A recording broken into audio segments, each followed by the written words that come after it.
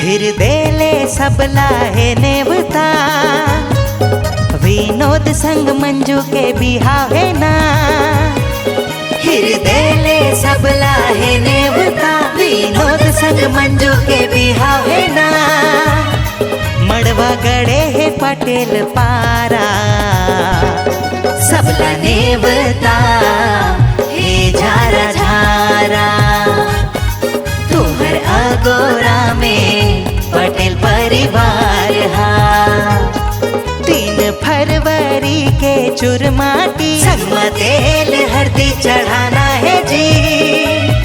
4 तारीख के है मैन नाचा, 5 तारीख के जाबो जी बारात ना।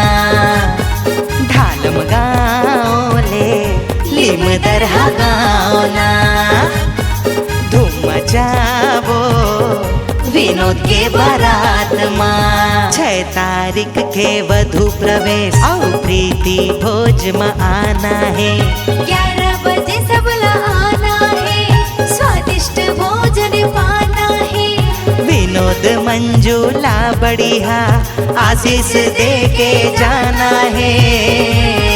पापा लक्ष्मी लाल पटेल जी हा, मम्मी सुकांती पटेल हा।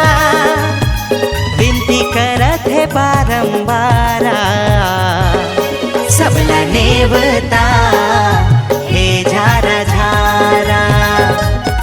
तुहर अगोरा में पटेल परिवार हा।